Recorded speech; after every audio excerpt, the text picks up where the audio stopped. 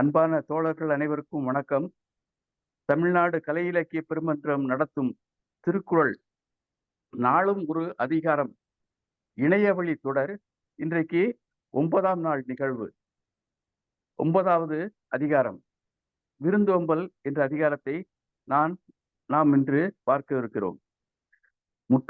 முற்றோதல் செய்த மாணவர் செல்வி தா ஜெகதீஸ்வரி. இவருடைய அப்பா பெயர் சக்திவேல், அம்மா வெயில் வந்தாள். விருதுநகர் மாவட்டத்தில் உள்ள ஓர் அரசு மேல்நிலைப் பள்ளியில் 9ஆம் வகுப்பு பயின்று வருகிறார்.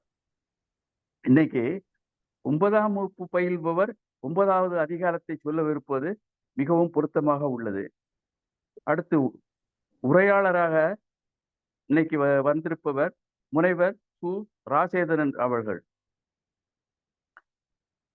இவர் பிறந்த ஊர் தஞ்சாவூர்ல பிறந்திருக்கிறார். இவர் ஒரு கவிஞராக திகழ்கிறார். இவர் ஒரு கதை சொல்லியாகவும் சஞ்சரிக்கிறார். இவருடைய படைப்புகள் நிறைய இருக்கு. அதுல சிலவற்றை பார்க்கலாம். எச்சரிக்கை, கவிஞர்கள் வருகிறார்கள் என்ற கவிதை தொகுப்பு 1. அடுத்து ஒரு புத்தகம், நாட்டுப்புறவியல் என்ற புத்தகமும் வெளியிட்டுள்ளார். இவர் சினிமாவில் உதவி இயக்குனராகவும் பணியாற்றி வருகிறார். பிறகு சினிமாவில் வசனகர்த்தாவாகவும் பணியாற்றி வருகிறார். இப்படி பன்முக ஆளுமைத்தன்மையுள்ள இந்த தோழர் இந்த முனைவர் கரந்தை தமிழ்ச்சங்கத்தில் இளங்கலை படித்திருக்கிறார். அடுத்து தமிழ் பல்கலைக்கழகத்தில் முதுகலையையும் முனைவர் பட்டத்தையும் முடித்திருக்கிறார். இப்படி இன்னைக்கு 2 ஆளுமைகள் நம் முன்னே இந்த விருந்தோம்பல் அதிகாரத்தை சொல்லி உரையாற்ற வந்திருக்கிறார்கள். முதல்ல செல்வி சா. ஜெகதீஸ்வரி என்ற முற்றோதல் செய்த மாணவியை 10 குறளையும் ஒப்புவிக்குமாறு கேட்டுக்கொள்கிறேன்.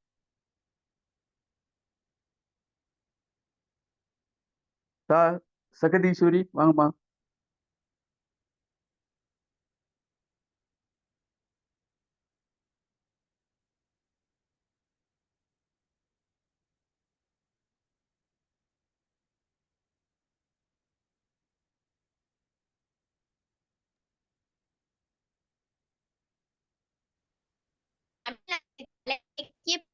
நடக்கும் ஓர் நாடும் அதிகார இணைப்படை தொடரில் உள்ள அனைவருக்கும் வணக்கம்.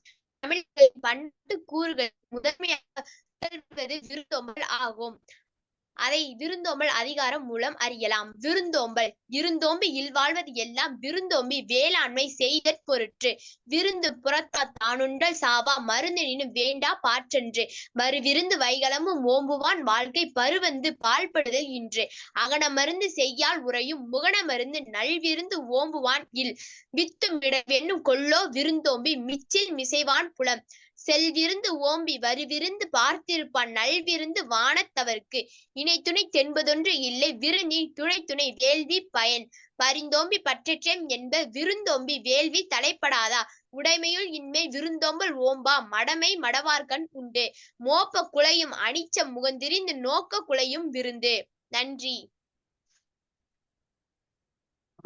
அருமையாக சொன்னீர்களம்மா. நீங்கள் வருங்காலத்தில் மிகவும் பிரகாசமாக ஒளி வீசுவீர்கள் என்பது இதன் மூலமாகவே தெரிந்து கொண்டது. உங்களுக்கு தமிழ்நாடு கலை இலக்கிய பெருமன்றம் நெஞ்சார வாழ்த்துக்களையும் பாராட்டுகளையும் சொல்லி நன்றியையும் சொல்லிக் கொள்கிறது. அடுத்து இன்னைக்கு இந்த விருந்தோம்பல் அதிகாரத்திற்கு உரையாளராக வருபவர் முனைவர் சு. ராஜேந்திரன் அவர்களே வருக, உரை தருக.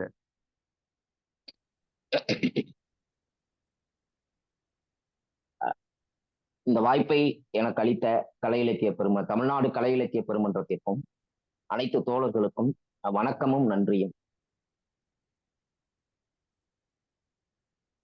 விருந்தோம்பல் தமிழர்களின் பண்பாடு, அதை அப்படியே ஒரு பக்கம் அப்படியே ஒதுக்கி வச்சுட்டு இந்த தமிழர்களை ஒரு பண்பில் இந்த ஞாலம் வியக்கும் என்றால் அது விருந்தோம்பல் பண்பில் மட்டும்தான் என்று பாரதிதாசன் சொல்கிறார். அறங்களில் சிறந்த அறம், இதுதான் சிறந்த அறம், இதை நீ மறவாம இதை கேள்வி, இதுதான் ரொம்ப முக்கியமான அறம்னு மணிமேகலை சொல்கிறாள். உண்டி உறைவிடம், உண்டிதான் ரொம்ப முக்கியமானது அப்படின்னு சொல்றார். ஆனால் தமிழ் இலக்கியங்களில் இதுகாரும் பதிவு செய்யப்பட்டிருக்கிற விருந்தோம்பல் சங்க இலக்கியங்களிலிருந்து, அதுக்கு முன்னாடி தொல்காப்பியத்தில் விருந்து என்றால் புதுமை, அது ஒரு புதுமையா இருக்கிற எல்லாமே விருந்துக்கு சரியான நேர்பொருளா அவங்க புதுமை அப்படின்னு சொல்றாங்க. நான் வீட்டுக்கு புதியவர்கள் வந்தாலும் அவர்களை விருந்தோம்பல் வேண்டும் என்கிற பொருளில அவங்க தொல்காப்பியர் சொல்றார். தொல்காப்பியத்துல விருந்தோம்பல்னா என்ன அப்படின்னு சொன்னா, அந்த விருந்தோம்பல் பெண்களுக்குரிய சிறந்த பண்புகளில் ஒன்று. சங்க இலக்கியம் என்ன சொல்லுது, விருந்தோம்பல் பெண்களுக்கு சிறந்த பண்புகளில் ஒன்று. அப்படியே 14 கீழ்கணக்கு நூல்கள், அதுல ஒண்ணு இந்த திருக்குறள். விருந்தோம்பல் பெண்களுக்கு மிக முக்கியமான அறங்களில் ஒன்று. அவர்கள் இல்வாழ்க்கைக்கு ரொம்ப ரொம்ப தேவையானது அதுதான். காப்பியங்கள், மணிமேகலை, சிலப்பதிகாரம், இந்த 2 காப்பியத்திலையுமே விருந்தோம்பல் வருது. இதுல பெண்களுக்குரிய பண்புகளாக விருந்தோம்பல் இருக்கிறது. அப்படியே கொஞ்சம் தனிப்பாடல்கள் வர்றோம். காப்பியங்களுக்கு அடுத்து ஔவையார், அப்படியே தனிப்பாடல்களுக்கு வந்தோம்னா அதுலயும் விருந்தோம்பல் யாருக்கு பண்புனா பெண்களுக்குரிய பண்புதான். சங்க இலக்கியத்துல ஒரே ஒரு பாட்டை சொல்லுது, அள்ளல் விருந்தோம்பினோம். எப்ப நைட்ல விருந்தினர் வந்தா கூட எந்திரிச்சு சமைச்சு போடுற வேலை யாரு விட்டுனா பெண்களுடைய. அப்ப இந்த விருந்தோம்பல் காலங்காலமாக தமிழ் இலக்கியத்தில் ஒரு கூடுதல் சுமையாக பெண்களுக்கு இருந்திருக்கிறது. இந்த விருந்தோம்பல் பண்பு பெண்களுக்கு மட்டுமே உரியதென்றால் அந்த விருந்தோம்பல் பண்பு அந்த பெண்களுக்கு வீட்டு வேலை இருக்கிற வேலை பத்தாதுன்னு கூடுதலா ஒரு சுமை. ஒரு 4 பாட்டு நச்சுன்னு தமிழ் இலக்கியத்துல இருக்கு. விருந்தோம்பல்னா என்னன்னு அதை சும்மா ரொமான்டிசைஸ் பண்ணாம அதை சூப்பரா 4 பாட்டுல, ஔவையார் அதுல ஒரு பாட்டு, அந்த பாட்டோட இந்த விருந்தோம்பல் திருக்குறளுக்குள்ள போயிடுவான். விருந்தோம்பலுக்கு ஒருத்தரை கணவன் இன்னொருத்தனை அழைச்சிட்டு வந்துடுறான். மனைவி மூஞ்ச பார்த்தாலே அவனுக்கு பயமா இருக்குது. ஏன்னா வீட்டுல ஒண்ணும் இல்லை, இருந்தாலும் ஏதாச்சும் செஞ்சு இந்த பெண் விருந்து வச்சிருவான்னு கொண்டாட்டிட்ட போயிட்டு அவளுக்கு பெண் பார்த்து விடுறான், காலமிக்கு விடுறான், அவளை அழகுபடுத்தலாம் பண்ணி எல்லாமே செஞ்சு நான் விருந்துக்கு ஒருத்தரை கூட்டு வந்திருக்கணும்னா அவ பக்கத்துல இருக்க சட்டியை தூக்கி தலையால அடிச்சு அந்த பானையில் இருக்கிற சுற்று வரும்பு அவன் தலையில கழுத்துல சுத்திட்டு அவன் வெளியில ஓடி இருக்கான், அவனோடு வந்த விருந்தினரும் ஓடி இருக்கான். இப்படி ஒரு பாட்டு இருக்கு. அப்ப விருந்து பெண்களுக்கு கூடுதல் சுமைதான் என்பதை ஒரு தனிப்பாடல், அது ஔவையார் பாடல்கள்னு சொல்றாங்க, அதுல நம்ம இன்னும் உறுதிப்படுத்த முடியாத தனிப்பாடல்களை, அதனால அதுல ஔவையார் சொல்லியிருக்காங்க. புறநராற்றுப்படையில ஒரு பாட்டு இருக்கு, ரொம்ப ரொம்ப விருந்தோம்பலை பற்றி இந்த இதுகாரும் தமிழ் இலக்கியத்தில் ரொம்ப இயல்பான ஒரு பாடல்னா அதுதான். மாடு மேய்க்க போகிற ஆயர்கள், காட்டில் கோயில் அடர்ந்த காடுகளில் மாடு மேய்க்க போகிற ஆயர்கள் அந்த காட்டின் வழியாக வெளியூர்களுக்கோ அல்லது எங்கேயோ கடந்து போகிற மனிதர்களுக்கு தாங்கள் மூங்கிலில் அடைத்து செல்கிற உணவை பகிர்ந்து கொடுப்பர். அவ்வளவுதான் விருந்தோம்பல், வேற எதுவுமே இல்லை. இதுதான் மிகச்சிறந்த பாடல் சங்க இலக்கியத்திலையும். இதுகாரும் தமிழ் இலக்கியத்தில் விருந்தோம்பலை பற்றி ரொம்ப விதந்தோதாமல், அதை புனிதமாக்காமல், அதை கடவுளுக்கு நிகராமல் வைக்காமல் ஒரு சிறந்த பாடலா அந்த பாட்டை கருதலாம்.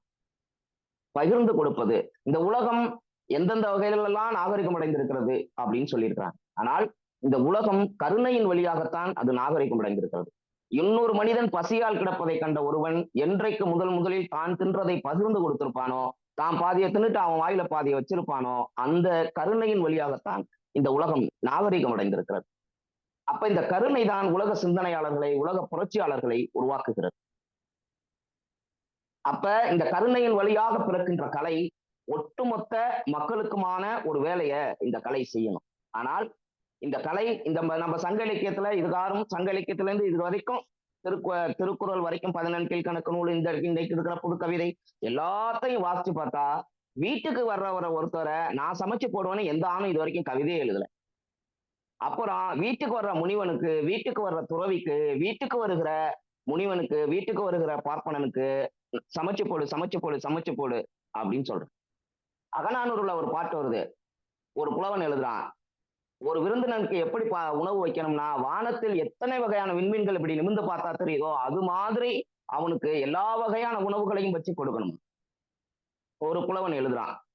அப்போ புலவர்கள் வறுமையில் தான் வாடி இருக்கிறார்கள், அவர்களுக்கு எப்பொழுதுமே உணவு தேவைப்பட்டிருக்கிறது. அதான் ஔவையார் சொல்றா, எத்திசை செல்லணும் அத்திசை சோறு கற்றவருக்கு சென்றமிடெல்லாம் சிறப்பு, எத்திசை சொல்லு செல்லினும் அத்திசை சோற அப்படின்னு சொல்றேன். சோறு முக்கியமாக இருந்திருக்கிறது இந்த புலவர்களுக்கு. அதனால கொஞ்சம் விருந்தோம்பலை ஏற்றி போட்டு பாடிட்டாங்களோன்னு எனக்கு தோணுது.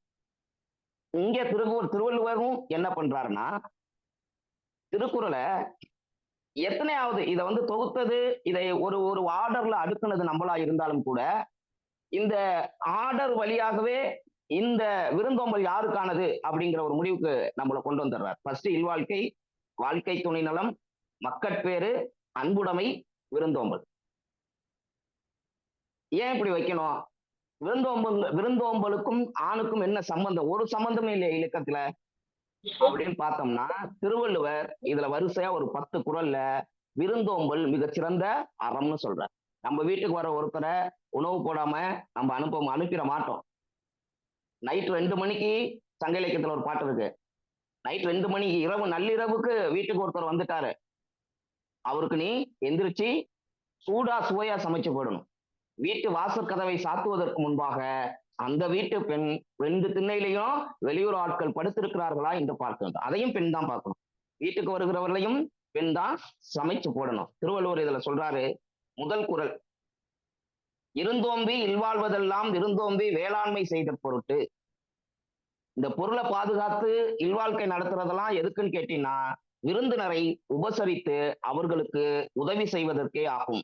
இந்த 10 குறளின் வழியாக திருவள்ளுவர் ரொம்ப சூப்பரா அடக்கிறார். திருவள்ளுவர் ஒரு மிகச்சிறந்த கலைஞன், அவன் மிகச்சிறந்த கவிஞன். இதை இப்ப வாழ்றதுக்கு இந்த விருந்தோம்பல் என்ன வகையில உதவி செய்யுது, எதிர்காலத்துக்கு உனக்கு விருந்தோம்பல் எந்த வகையில உதவி செய்யும், செத்து வானுலகம் போனினா மேலுலகத்திற்கு அங்க போனினா இந்த விருந்தோம்பல் உனக்கு அங்க என்னென்ன வசதி எல்லாம் செஞ்சு தரும் அப்படின்னு சொல்றார். இந்த முதல் குறள்ல இல்வாழ்க்கை எதுக்கு நடத்துற, எல்லாத்தையும் சேமிச்சு வச்சு ஏன் இல்வாழ்க்கையை நடத்துற, அது விருந்தினரை உபசரிப்பதற்காகத்தான் அப்படின்னு சொல்றார். இந்த விருந்தோம்பலை இன்னைக்கு நம்ம வீட்டுக்கு வரவங்களை செஞ்ச முடியுமா? நம்ம வீட்டுல டிவி இருக்கு, ஃப்ரிட்ஜ் இருக்கு, பீரோ இருக்கு, எல்லா பொருட்களையும் வாங்கி குமித்து ஒரு ஓரத்தில் நம்ம குடியிருக்கோம். பொருள்களுக்கு எல்லா இடத்தையும் கொடுத்து விட்டு அந்த பொருள்களுக்கு மத்தியில் ஒரு சிறு இடத்தில் நாம் உட்காருகிறோம், உணவு உண்ணுகிறோம், உறங்குகிறோம். அதுக்கு மட்டும்தான் அந்த வீட்டுல இடம் இருக்கு. எந்த உணர்ச்சியும் வீட்டுல இல்லை. ஒரு வீடுனா மகிழ்ச்சி, அழுகை, துக்கம் எல்லாமே இருக்கணும்ல. அது எல்லாமே பொருட்கள் ஆக்கிரமித்துக் கொண்டிருக்கிறது. அந்த வீட்டுக்கு இன்றைக்கு வந்த விருந்தினரை நாம என்ன பண்ணுவோம்? ஆனா திருவள்ளுவர் சொல்றாரு, நீ இவ்வளவும் சேமிச்சு வச்சிருக்கிறதே நீ வந்த விருந்தினருக்கு சோறு போடுறதுக்கு தான் அப்படின்னு சொல்றாரு. 2வது குறள்ல, விருந்து புறத்தா தானுண்டல் சாவா மருந்தனினும் வேண்டற்பாற்று நின்று. விருந்தினர் வீட்டின் வெளியே இருக்க தான் மட்டும் தனித்திருந்து உண்பது அமிழ்தமே ஆனாலும் அது விரும்பத்தக்கது இல்லை. வீட்டுக்கு வெளியில விருந்தினரை வச்சுட்டு நீ வீட்டுக்குள்ள உட்காந்து சோறு சாப்பிடக்கூடாது. அமிழ்தமே இருந்தாலும் நீ அதை தனியா தின்னக்கூடாது. அது வந்தவங்களுக்கும் கொடுத்துட்டு சாப்பிடணும். மருந்தே ஆயினும் விருந்தில் உண்ணுன்னு ஔவையார் சொன்ன மாதிரி இவரு சொல்றாரு. வருவிருந்து வைகளும் ஓம்புவான் வாழ்க்கை பருவருந்து பால் படுதல் இன்று. தன்னிடம் வரும் விருந்தினரை பேணி உபசரிப்பவனின் வாழ்க்கையில் வறுமை துன்பம் ஏற்படுவதில்லை. 3வது குறள் அது. தன்னிட்ட வந்த விருந்தினரை சரியா கவனிச்சு அவங்கள பேணி உபசரிப்பவன் வாழ்க்கைக்கு அவனுக்கு வறுமை துன்பமே வராது அப்படின்னு திருவள்ளுவர் சொல்றாரு. இந்த காலத்துல அப்படி சொல்ல முடியுமா? தன்னிடம் நாடி வருபவர்களுக்கெல்லாம் நம்மளுடைய பொருளை வாரி கொடுத்துட்டு அவங்கள நல்லா பாதுகாத்துட்டோம்னா நமக்கு வறுமை துன்பம் வராது என்பதை நம்மளால இப்ப ஏற்றுக்கொள்ள முடியுமா அப்படின்னு நாம் சிந்திக்க தொடங்குவதில் இருந்துதான் திருவள்ளுவரையும் திருக்குறளையும் நாம் சரியாக புரிந்து கொள்ள முடியும். இந்த திருக்குறளுக்கு எதிர்நிலை எடுத்து நான் பேசுவதாக உங்களுக்கு தோன்றினாலும் அதை அப்படி புரிந்து கொள்ளாமல் மிக சரியாக புரிந்து கொள்ள வேண்டும். எப்படின்னா, திருவள்ளுவர் திருக்குறள்ல ஒரு கேள்வி, அதுக்கு ஒரு பதில், ஒரு கேள்வி ஒரு பதில், இப்படிதான் அந்த திருக்குறள் வகைப்பாடு இருக்கும். வீரத்துக்கு என்ன வேணும்? வீரமா இருக்கணும். அதுக்கு என்ன வேணும்? கோபம் வரணும் இல்லையா? அறத்திற்கே அன்பு சார் என்ப அத்தே மரத்திற்கும் அத்தே துணை அப்படின்னு சொல்றாருல. வீரத்துக்கும் எப்படி அன்புதான் வேணும், கோபத்திற்கும் அன்புதான் வேணும் அப்படின்னு அந்த காலத்திலே உளவியல் ரீதியா திருவள்ளுவர் பட்டார்னு அடிச்சுட்டாரு. வெறும் கெட்டது நடக்கிறப்பெல்லாம் உனக்கு மட்டும் கோபம் வர வேண்டியது இல்லை. உன்னிடம் மிகச்சிறந்த அன்பு இருந்தால் எங்கெல்லாம் அநியாயம் நடக்குதோ அதுக்கு எதிராகவும் உனக்கு கோபம் வந்துடும், ரௌத்திரம் வந்துடும் அப்படின்னு சொல்ற குறள். அது மாதிரிதான் திருவள்ளுவரை நாம் புரிந்து கொள்ள வேண்டும். அகனமர்ந்து செய்யான் உரையும் முகனமர்ந்து நல்விருந்து ஓம்புவான்கள். முகன் மலர்ந்து விருந்தினரை உபசரிப்பவனது வீட்டில் திருமகள் மனமகிழ்ந்து வாழ்வாள் அப்படின்னு திருவள்ளுவர் சொல்றாரு. திருவள்ளுவருக்கும் திருமகளுக்கும் சம்பந்தம் இருக்கா என்னன்னு தெரியல. அதனால இந்த குறளை நம்ம பரிசீலிக்க வேண்டியதா இருக்கு. வித்தும் இடல் வேண்டும் கொல்லா விருந்தோம்பி மிச்சில் மிசைவான் புலம். வந்த விருந்தினரை முதலில் உண்ணச் செய்து மீதியை உண்பவனுடைய விளைநிலத்தில் விதை விதைக்காமலே பயிர் வளரும். வீட்டுக்கு வந்த விருந்தினருக்கு சோறு போட்டுட்டு இருக்கிற மீதியை நம்ம சாப்பிட்டாலே நம்ம நிலத்துல பயிர் வைக்க வேண்டியதில்லை, அந்த பயிரெல்லாம் தானா வளரும். விதை வைக்க வேண்டியதில்லை, அந்த விதையெல்லாம் விதையே தேவையில்லை, அந்த நிலம் நன்றாக வளரும் அப்படின்னு சொல்றாரு. செல்விருந்து ஓம்பி வருவிருந்து பார்த்திருப்பான் நல்விருந்து வானத்தவருக்கு. வந்த விருந்தினரை உபசரித்து விட்டு இனி வரும் விருந்தினரை உபசரிக்க காத்திருப்பவனை தேவர்களே உபசரிப்பர். தேவருக்கும் திருவள்ளுவருக்கும் என்ன சம்பந்தம்னு தெரியல. அந்த குறளையும் நம்ம பார்ப்போம். இசை இணைத்துணை தென்பொன்றில்லை விருந்தின் துணை வேள்வி பயன். விருந்தோம்பல் மட்டும் செஞ்சுட்டா போதும், அதுதான் அறத்தின் மிகச்சிறந்த அறம். அதுக்கு பிறகு நீ வேள்விகளே செய்ய வேண்டியதில்லை, எந்த வேள்வியும் செய்ய வேண்டியதில்லை, விருந்தோம்பல் மட்டும் நீ செய்து கொண்டே இருந்தால் போதும். வேள்விக்கும் விருந்தோம்பங்களுக்கும் பெரிய வித்தியாசம் இல்ல, பின்னாடி பார்ப்போம். பரிந்தோம்பி மற்றேற்றம் என்பர். விருந்தோம்பி விருந்தினரை உபசரித்து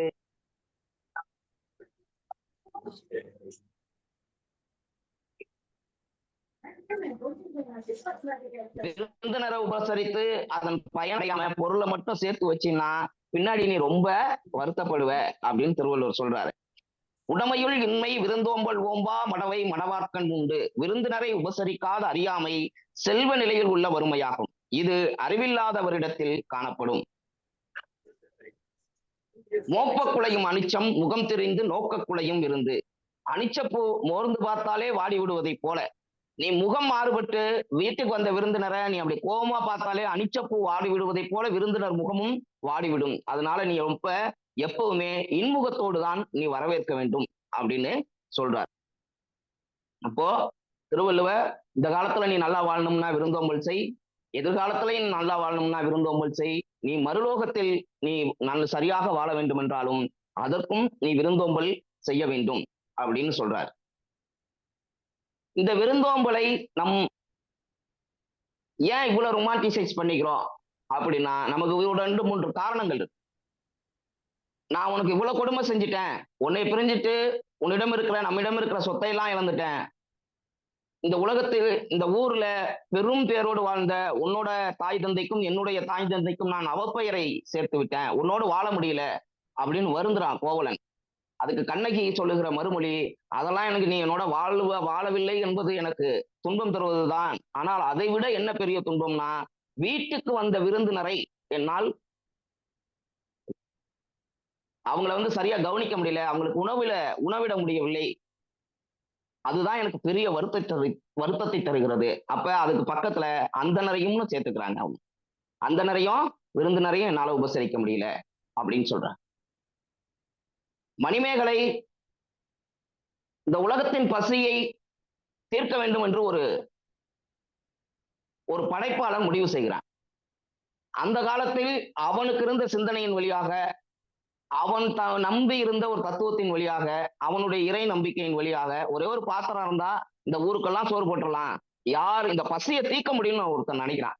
ஒரு பொதுவா சிந்திச்சாரான், இந்த பசியை எல்லாத்துக்கும் தீர்க்கணும் அப்படின்னா அது யாரால தீர்க்க முடியும் அப்படின்னு யோசிச்சா அவனுக்கு ஒரு பெண் கதாபாத்திரம் தான் ஞாபகம் வந்திருக்குது. அதான் அப்படி மணிமேகலைன்னு ஒரு கதையை அவர் எழுதுறார். அந்த கதைக்கு சிலப்பதிகாரத்தின் தொடர்ச்சியா அந்த கதை போகும், அது ஒரு தனி அதை விட்டுருவோம். அந்த பசி, இப்ப பசியை தீர்ப்பதற்கு ஒரு பெண்ணால் முடியும். ஏன் முடியும்? அந்த பெண்ணு தான் வீட்டுல பாதுகாக்கிறா, வீட்டுல அவ தான் சமைப்பா, வீட்டுக்கு வந்த விருந்தினருக்கு அவ தான் சோறு போடுவா, அவ்வளவுதான் இருக்கு. அதுல வேற என்ன இருக்கு? ஆனால் இது இல்லாத ஒரு காலம் இருந்திருக்கிறது. எப்பயுமே எங்களுடைய முப்பாட்டன்கள் அதற்கும் முப்பாட்டன்கள்லாம் மிகப்பெரிய அறிவுஜீவிகள், பாலாரும் தேனாரும் இந்த தமிழ்நாட்டுல ஓடுனுச்சு. இங்க அப்படி இருந்த தமிழ்நாடு, இந்த தமிழ்நாடு சோழ நாடு சோறு உடைத்து சோறு வடிச்ச கஞ்சி தனியா ஆறோட போய் இன்னொரு ஆத்தோட கலந்துச்சு அப்படின்னு சொல்பவர்களுக்கு மத்தியில் தம்பி இங்க வீட்டுக்கு வந்தவங்களுக்கே சோறு போடுறதுக்கு வழி இல்லாம தான் தமிழர்கள் இருந்திருக்கிறாங்க.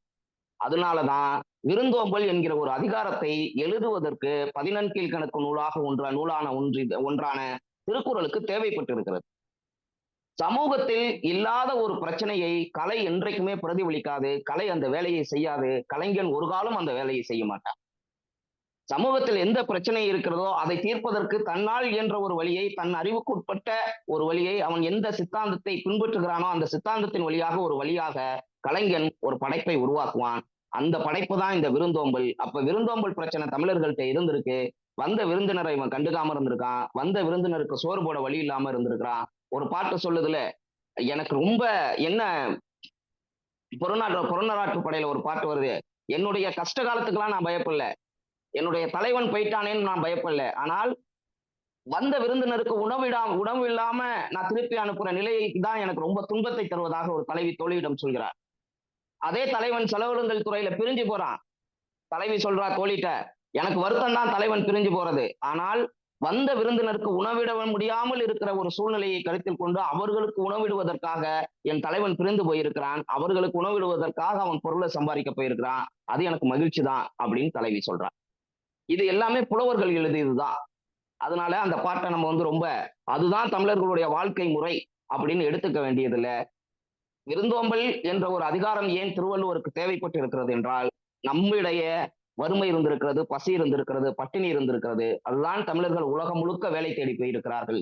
உலகம் முழுக்க தன்னுடைய அறிவை, எதிர்காலம் மக்களின் உழைப்பின் வழியாக தன் சம்பாதித்து வைத்திருக்கிற அனுபவத்தை, பேரறிவை உலகம் முழுக்க பகிர்ந்திருக்கிறார்கள்.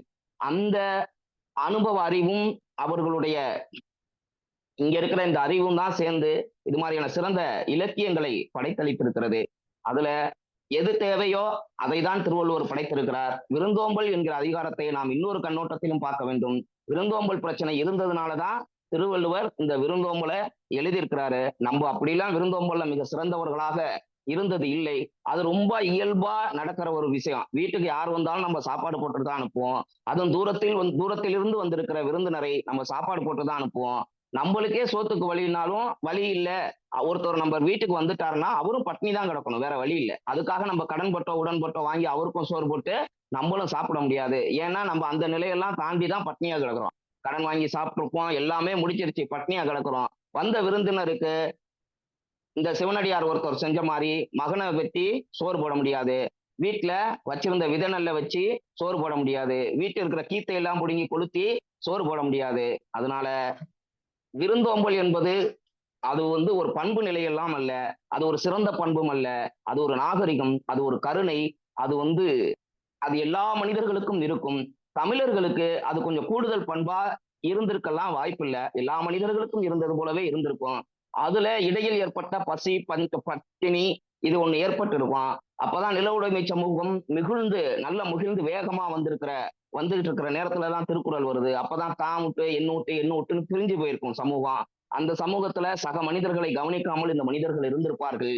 அதற்காகத்தான் விருந்தோம்பல் என்கிற ஒரு அதிகாரத்தை படைத்து அது ஒரு அறம், அதை நீ செய்ய, அப்பதான் நீ நல்லா இருப்ப, எதிர்காலத்துல நல்லா இருப்ப, மேலோகத்துக்கு போய் நல்லா இருப்பன்னு சொல்ல வேண்டிய தேவை திருவள்ளுவருக்கு ஏற்பட்டு இருக்கிறது. கேட்ட தோழர்கள் அனைவருக்கும் நன்றி. நன்றி தோழமே. அப்படியே மடை திறந்த வெள்ளம் போல கடகடன்னு நல்ல உரை நிகழ்த்தினீர்கள். இல்ல நீங்க முதல்ல வழங்கின முன்னுரை ரொம்ப அருமையா இருந்துச்சு. பிறகு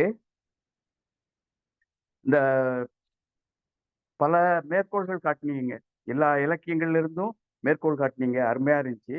உங்களுக்கு தமிழ்நாடு கலை இலக்கிய மன்றத்தின் சார்பாக நெஞ்சார்ந்த நன்றியை தெரிவித்துக் கொள்கிறோம். நன்றி சார். அடுத்து பின்னோட்டம் வழங்குவதற்காக மேனாள் பொதுச்செயலாளர் வருவாப்புல, தலைவர் கங்கா வருவாப்புல, அடுத்து அறச்செல்வி அம்மா வருவாப்புல, சாத்தூர் கணேசன் வருவாப்புல. இவங்களை தவிர மற்றவங்க யாரும் பின்னோட்டம் வழங்கணும்னா கையை உயர்த்தினா தெரியும். முதல்ல பின்னோட்டத்தால் பெருமை சேர்க்கிற நமது மேனாள் பொதுச் செயலாளர் வாங்க, பின்னோட்டத்தை அளிக்க வாங்க. ஐயா மேனாள் பொதுச் செயலாளர். வரேன். அன்பான தோழமைகளே, உங்கள் அனைவருக்கும் என்னுடைய அன்பு வாழ்த்துக்கள். நம்ம குறளுக்கு பொருளுரை விளங்கிய அன்பர் ராஜேந்திரன் அவர்கள் ஒரு புதிய பாணியிலே வழக்கமாக சொல்லுகின்ற பொருளை சொல்லாது ஒரு சமூகவியல் கண்ணோட்டத்தோடு நல்ல அணுகுமுறையோடு ஏன் விருந்தோம்பலை சொல்லணும், ஏன் அறத்தை சொல்லணும், அறம் இல்லாதனாலதான் அறத்தை வலியுறுத்த வேண்டியிருக்குது. அது பேரே முதல் தலைப்பே என்ன, அரண் வலியுறுத்தல். அப்போ வறுமையும் மக்கள் பசி துன்பத்தினாலும் அந்த காலத்துல உணவு விடுதிகள்லாம் கிடையாது, போக்குவரத்துல வளர்ச்சி அடையாது, சாதாரண மக்கள்லாம் நடந்துதான் போகணும். கொஞ்சம் வசதி படைத்தவர்கள்னா குதிரையில போவாங்க, இல்லைன்னா தேர்ல போவாங்க. ஆனால் சாதாரண மக்கள் நடந்தால போவான்.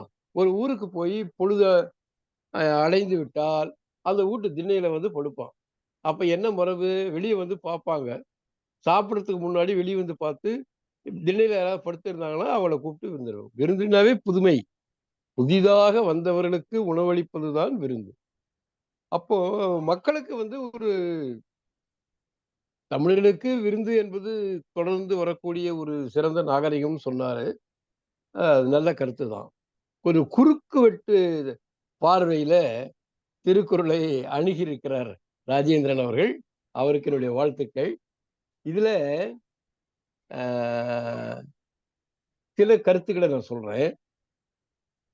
இந்த விருந்தினர் பெண்களுக்கு தான். ஆமா, அந்த காலத்துல தாய் வழி சமூகத்துல இருந்து தந்தை வழி சமூகம் வந்துருச்சு. நில உடைமை சமூகமாக மாறுகிற பொழுது பெண்ணையும் ஒரு உடைமையாக பார்க்கிற வழக்கம் வந்துவிட்டது. எனவே சமைப்பது பெண்களுக்குரிய தொழில், சம்பாதிப்பது ஆண்களுக்குரிய தொழில் என்று ஆகிவிட்டது. அப்போ விருந்து பெண் தான் படைக்க முடியும். அந்த காலத்து இப்பவும் பெண்கள் தானே சமைக்கிறாங்க. இவ்வளவு நாம பெண் விடுதலை பத்தி பேசுறோம், இவ்வளவு இதை பேசுறோம். நாம ஒரு நாளைக்கு சமைக்கிறோமா? ஆண்கள் ஒரு நாளைக்கு, பெண்கள் ஒரு நாளைக்கு சமைக்கிறோமா? இல்ல. நாம பேசலாம், ஆனா நடைமுறையில் என்ன இருக்கு, பெண் தான் சமைக்கிறார். ஆனா ஆணை குறித்து விருந்தோம்பல் ஒரு திரிகடுக செய்யுள்ள வருது. என்ன சொல்றான்னா, வேளாளன் என்பான் விருந்திருக்க உண்ணாதான், தாளாளன் என்பான் கடன்படா வாழ்பவன், கோளாளன் என்பான் மறவாதான் இம்மூவர் கேளாக வாழ்தல். யார் யாரெல்லாம் நட்பாக பழகக்கூடிய ஒரு இனிமையை தரக்கூடியவர்கள் யார் என்றால் வேளாளன், தாளாளன், கோளாளன். வேளாளன் என்றால் உணவு உற்பத்தியிலே ஈடுபடுகிற விவசாயி. அப்போ விவசாயத்துல நாம நடைமுறையில நிறைய பார்த்துருக்கிறோம். விவசாயி வீட்டுக்கு யார் வந்தாலும் சாப்பிடாம அனுப்ப மாட்டாங்க. என்னுடைய சின்ன வயசுல எங்க ஊர்ல பார்த்துருக்கிறேன். ஒரு நல்ல நிலம் இருந்து நல்ல விவசாயம் பண்ணி உணவு உற்பத்தியில் ஈடுபடக்கூடிய ஒரு நல்ல குடும்பத்துல ஒரு நாளைக்கு 10 பேர் 15 பேர் சாப்பிட்டுக்கிட்டே இருப்பாங்க. விருந்து அளிக்கணும்னா விருந்தளிக்கிறவர் விருந்தளிக்கிற அளவுக்கு பொருளாதாரத்துல முன்னேறி இருக்கணும், இல்லாம விருந்து அளிக்க முடியாது. ஆனா இது ஒரு சிறந்த ஒரு நாகரிகம், ஒரு அன்பு, ஒரு இரக்கம், ஒரு கருணை, ஒரு கண்ணோட்டம். வேளாளர் என்பால் விருந்திருக்க உண்ணாதான். புறநானூற்றுல ஒரு செய்யுள், கடலுள் வாய்ந்த இளம்பெரு விடுதின்றவன் இந்த உலகம் ஏண்டா அழியாதுன்னு கேள்வி கேட்கறது பதில் சொல்றாரு. ஏன் இந்த உலகம் அழியவில்லை என்றால், இந்திரர் அமிழ்தம் இயைவதாயினும் தமியர் உண்டலும் இலரே, புகழனின் உயிரும் கொடுக்கவர் பழியனின் உலகு உடன் நிலைப்பினும் விரும்ப மாட்டான். இது என்ன இந்த வரி பாருங்க, இந்திரர் அமிழ்தம். வள்ளுவர் இதே கருத்தை சொல்றார்.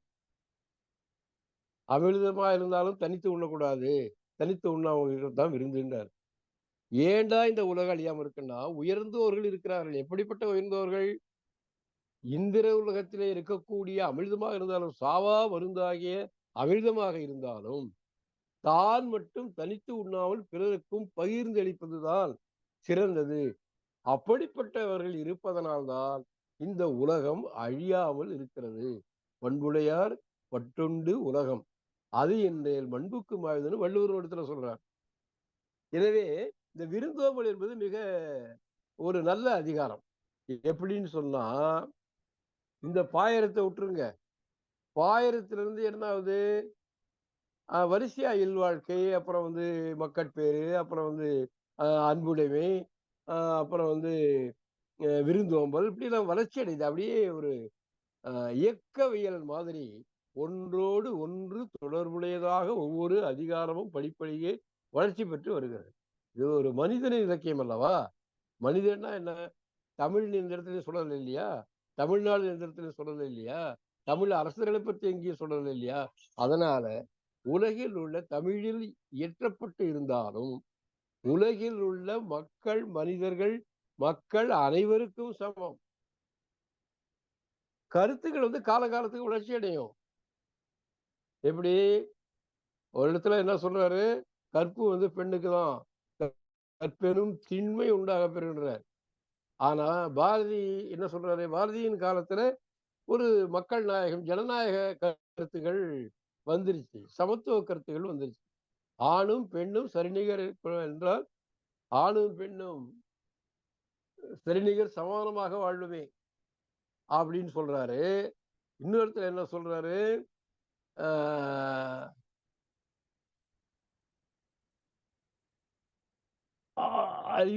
பெண்கள் வந்து அறிவு நோக்கி வந்துட்டு அந்த உலகமே சிறப்பா இருக்குன்றாரு. பெண்கள் கல்வி வேணுன்றாரு. இந்த விருந்தோம்பல் பொண்ணுக்கு மட்டும் இல்லப்பா, ஆணுக்கும் வேணுன்றார். அதனால விருந்தோம்பல் என்பது இயல்பாகவே பெண்ணுக்கு தான் சொல்ல முடியும். ஆனா அவ தான் சமைக்கிறா. பொருள் ஈட்டுவது என்பதே விருந்தினரை உபசரிப்பதற்காகத்தான் சொல்றான். அது ஒரு சமத்துவ சிந்தனை. ஒரு ஆதி பொது உடைமை சமூகத்துக்கு பிறகு, இனக்குழு வாழ்க்கைக்கு பிறகு, ஒரு நில உடைமை சமூகமாக மாறுகிற காலத்தில், அரசு தோன்றிய காலத்தில், குடும்பம் தனிச்சொத்து தோன்றிய காலத்தில் வள்ளுவர் எழுதுகிறார். எனவே போன ஒரு பல தலைமுறைகளுக்கு உண்டான சிந்தனை அது நினைவாக பதிவு செய்யப்படுகிறது. அது எச்சமாக. மார்க்ஸ் சொல்றார், சமூக மாற்றமே வந்துவிட்டாலும் பழைய சமூக கருத்துகள் 3 தலைமுறைகளுக்கு அதனுடைய எச்சம் இருக்கும்ன்றார். அதுபோல பழைய சமூகத்தினுடைய உயர்ந்த அந்த கருத்துக்களை வள்ளுவர் வந்து சொல்றார். ஒரு ஒரு நினைவு, ஒரு நினைச்சு பார்க்கிறாரு. ஒரு ஏக்கம். அந்த சமூகத்துல அப்படி இல்லையே. இந்த சமூகம் ஏற்றத்தாழ்வான சமூகம் இருக்கிறதே. எனவே ஏற்றத்தாழ்வா இருக்கிற சமூகத்துல தான் சமத்துவத்தை பேச முடியும். ஏற்றத்தாழ்வா இருக்கிற சமூகத்துல தான் வறுமையை பேச முடியும். வறுமை இருப்பதனால தான் வறுமை ஒழிக்கிறோம். எப்படி சாதி இருப்பதனால பெரியார் சாதி ஒழிப்பு மாநாடு போடுறாரோ, அதுபோல எது ஒன்று சவாலாக இருக்கிறதோ அதை எதிர்த்துதான் கருத்துக்களை சொல்ல முடியும். அப்படி விருந்தோம்பல் என்பது ஒரு நல்ல அதிகாரம். அதை ரொம்ப அழகா ஒரு இயக்கவியல் பார்வையில ஒரு சமூக கண்ணோட்டத்தோடு ராஜேந்திரன் ஐயா அவர்கள் அணுகியிருக்கிறார்கள். அவருக்கு நாம் என்னுடைய வாழ்த்துக்களையும் நன்றியையும் சொல்லுகிறேன். நான் கொஞ்சம் காலத்தாமதம் வந்து அந்த குழந்தை 9வது படிக்கிற குழந்தை என்ன அழகா கடகடன்னு 10 குறளையும் அருமையா முற்றுவதல் செய்து விட்டது. அவர்களுக்கும் இன்றைக்கு நம்முடைய ஐயா சிவசுப்பிரமணியன் அவர்கள் நெறியாளராக வந்திருப்பதும் ஒரு புதுமை. அவருக்கு என்னுடைய வாழ்த்துக்கள். நன்றி, வணக்கம். நன்றி மேனாள் பொதுச் செயலாளர் அவர்களே. அடுத்து தமிழ்நாடு கலை இலக்கிய பெருமன்ற மாநில தலைவர் பின்னூட்டம் அளிக்கிறீங்களா தோழர் கங்கா? கொடுப்பத்தோடு வேறையின் தோழர்கள்லாம் கை ஒசிச்சிருக்கிறாங்க. சரி, பாத்துக்கிறேன். சரி, ரைட்டா. அவங்க உடனே பேசிட்டு உடனே டைம் இருந்தா நம்ம பேசலாம். அதான் பார்த்தேன். அப்படியா? சரி. ஆமா, ஏன்னா 3 தோழர்கள் கை ஒசிச்சிருக்கிறாங்க. ஏசி தியாகராஜன், பத்மாகுரு, ரேவதி நவநீத கிருஷ்ணன். சரி. அப்ப அவங்கள பேசிட்டு டைம் இருந்தா நம்ம பேசலாம். சரி. டீச்சர் ரேவதி டீச்சர் வருவீங்களா? பின்னூட்டம் அளிக்க வாங்க. கலை இலக்கிய பெருமன்ற உறுப்பினர்கள் அனைவருக்கும் என் வணக்கத்தை தெரிவித்துக் கொள்கிறேன். இந்த விருந்தோம்பல் அதிகாரம் வந்து மிக சிறந்த ஒரு அதிகாரம். ஏன் சொல்றேன் அப்படின்னா, நான் இப்ப எனக்கு 60 வயசுக்கு மேல ஆயிடுச்சு. நான் 6ஆம் வகுப்பு படிக்க போகும்போது அங்க அரியலூர்ல நிர்மலா பெண்கள் உயர்நிலை பள்ளியா இருந்தது அப்ப அந்த பள்ளி. அதுல 6 படிக்கும் போது கிட்டத்தட்ட ஒரு 2000 பிள்ளைகளுக்கு மேல படிப்போம். அப்ப தினம் ஒரு திருக்குறள் சொல்லணும். பெரிய மைதானமா இருக்கும். எல்லாரும் அணிவகுத்து நிற்போம். பெண்களாக இருக்கிறதுனால 6ல இருந்து 10 வகுப்பு வரைக்கும் அப்ப இருந்தது. அதுக்கு பிறகுதான் 11th 12th எல்லாம் வந்தது. அப்ப தினைக்கும் அந்த அக்காமார்கள் சொல்றதெல்லாம் என்பிலதனே வெயில் போல தாயுமே அன்பிலதனே அறம், அந்த திருக்குறளையே சொல்லி அதுக்கான பொழிப்புரையை மட்டும் சொல்லுவாங்க. இது தெய்வாதீனமாக நடந்ததா என்னன்னு எனக்கு தெரியல. இப்ப ஞாபகத்துக்கு வருது. ஒரு பேப்பர் கீழே கிடந்தது. சரின்னு அதை எடுத்தா அதுல பார்த்தா மோப்ப குழையும் அனிச்சம் முகந்திருந்து நோக்க குழையும் விருந்து அப்படிங்கிற அந்த திருக்குறள் அது மாத்திரம் கிழிச்சு கீழே கிடந்தது. அதை எடுத்து பார்த்தோன்னா அது பார்க்கும்போதே என்னுடைய 6வது வகுப்பு படிக்கக்கூடிய அறிவுல அது திருக்குறள் தான் அப்படிங்கிறது எனக்கு தெரிஞ்சுக்கிடுச்சு. அதோடைய பொழிப்புரையும் அதுக்கு கீழே போட்டிருந்தாங்க. அப்ப அதை எடுத்ததும் எனக்கு மனப்பாடம் நல்லா உடனே ஆயிடுச்சு. மோப்ப குழையும் அனிச்சம் முகம் திருந்து நோக்க குழையும் விருந்து அப்படின்ட்டு. அப்ப தைரியமா ஆளா நான் போய் பிரேயர்ல நின்று அந்த திருக்குறள் சொல்லுவோம் அப்படின்னு நான் போய் நின்று சொன்னேன். அரசல்விக்கு இது தெரியாது. ஏன்னா அவன் 9th வந்ததுதான் அந்த ஸ்கூல்ல சேர்ந்தா. நான் 6ஆம் கிளாஸ்ல இருந்து படிச்சப்ப அப்ப அந்த நான் இந்த திருக்குறள் சொல்லி அனிச்சப்பூ மிகவும் மென்மையானது, அது முகர்ந்து பார்த்த அளவில் வாடிவிடும், ஆனால் விருந்தினர்கள் அந்த அனிச்சப்பூவை விட மென்மையானவர்கள், முகம் மாறுபட்டு பார்க்கும் போது அவர்கள் மனதும் வாடி விடுவார் அப்படின்னு என்னுடைய குழந்தைத்தனமா அதை சொன்னேன். சொன்னதுக்கு இப்ப தினம் சொல்ற குரலை இல்லாம இந்த பிள்ளை புதுசா ஒரு திருக்குறள் சொல்லி இருக்குது அப்படின்னு சொல்லி அந்த பிரேயர்ல எனக்கு எல்லாரும் கைதட்டினாங்க. அது எனக்கு ஒரு சந்தோஷமான செய்தியா இருந்தது. அப்ப அதுல இருந்து எனக்கு வந்து அந்த ஸ்கூல்ல நீதான் இது உறுதிமொழி சொல்லணும் அப்படின்னு சொல்லிடுவாங்க. அப்ப கொடியேற்றும் பொழுது தினைக்குமே அந்த உறுதிமொழி சொல்ற வாய்ப்பு எனக்கு கிடைச்சது. அந்த பெரிய மைதானத்துல சொன்ன அந்த நினைவு எனக்கு இந்த மோப்பக்குழை மனுஷன் திருக்குறள் மூலமாக மறுபடியும் என்னுடைய நினைவுக்கு வருகிறது. இந்த விருந்தோம்பல் இவங்க எல்லாரும் சொன்ன மாதிரி நடு தாமத்துல வந்தா கூட வைக்கணும் விருந்து, பெண்களுடைய பொறுப்பு தான் அப்படின்ற மாதிரி. இப்ப எங்க அக்காவுடைய மாமனார் அவர் மண்டபம்ங்கிற ஊர், பாம்பன் பக்கத்தால மண்டபம்ங்கிற ஊர்ல இருந்து அரியலூருக்கு வரும்போது இரவு ஆயிரும். எப்படினாலும் 10 மணி 11 மணி ஆயிரும். அந்த நேரத்துக்கு வந்தா கூட எங்க அம்மா சாதம் சாம்பார் ரசம் ஒரு சின்ன பாயாசம் இதெல்லாம் கூட வச்சிருவாங்க. எப்படித்தான் வச்சாங்கன்னு இப்ப நினைக்கும் போது எனக்கு ரொம்ப ஒரு ஆச்சரியமா இருக்கு. அப்ப அந்த காலத்துலதான் வறுமைதான். இப்பயாவது வீட்டுல எல்லாருடைய வீட்டுலயும் செல்வ செழிப்பா பொருள்கள் நிறைய இருக்கு. அப்ப அந்த விருந்தாம்பர்ல எங்க அம்மா ஒரு சிறந்த ஒரு பெண். இத சொல்றதுல நான் ரொம்ப பெருமைப்படுறேன். வாய்ப்பு கொடுத்த கலை இலக்கிய பெருமன்றத்திற்கு என் நன்றியை தெரிவித்துக் கொள்கிறேன். நன்றி. நன்றி டீச்சர். பொதுவா இந்த காலத்துல இந்த தலைமுறையை விட சென்ற தலைமுறை நல்ல விருந்தோம்பல் உபசரிப்பாங்க. அது உண்மைதான். அடுத்து பத்மகுரு டீச்சர் பின்னூட்டமொழிக்கு கையை வைத்திருக்கீங்க, வாங்க. மன்ற தோழமைகள் அனைவருக்கும் இனிய மாலை வணக்கம். இன்னைக்கு குரல் சொன்ன குழந்தையும் சரி, அதுக்கு விளக்கம் சொன்ன ராஜேந்திரன் ஐயாவும் சரி, நல்லா தெளிவான உச்சரிப்போட தெளிவான புரிதலோட அழகா சொன்னாங்க. நிறைய எடுத்துக்காட்டோடையும் கூட ஐயா சொன்னாங்க. அதுல எனக்கு மாறுபாடான ஒரு கருத்து மட்டும் நான் பதிவு பண்ண விரும்புறேன். அத்திசை சோரே அப்படிங்கிற ஒரு லைன் சொன்னாங்க. சோறு முக்கியம் அப்படிங்கிறதுக்காக அதை சொன்னாங்க அவங்க.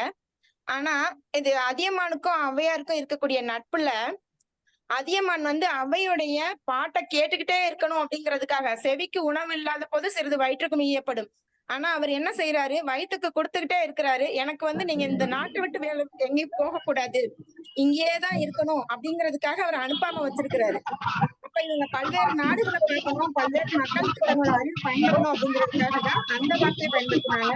எத்திசை செல்லினும் அத்திசை சோறு அப்படிங்கிற அந்த வார்த்தையை. ஆனா அதே சமயத்துல அவர் என்ன பண்றாரு அப்படின்னா, முதல்ல பாடும்போது என்ன சொல்றாங்கன்னா, அதியமான ரொம்ப வியந்து அந்த விருந்து போற்றுதல்னாலே பெண்களுடைய இதுதான், பெண்களுடைய பங்குதான் ஐயா ஒரு வார்த்தை சொன்னாங்க. தற்காலத்துல ஒரு பெண்ணியவாதியா பெண்களுடைய கஷ்டத்தை எல்லாம் புரிஞ்சுக்கிட்டு எல்லாத்தையும் சொல்றதுல அதுல நானும் நன்றியோட இருக்கிறேன். ஏன் அப்படின்னு சொன்னா, நம்ம பணியாற்றக்கூடிய பெண்களுக்கு பணியிடமும் வீடும் 2 சுமையாயிருது.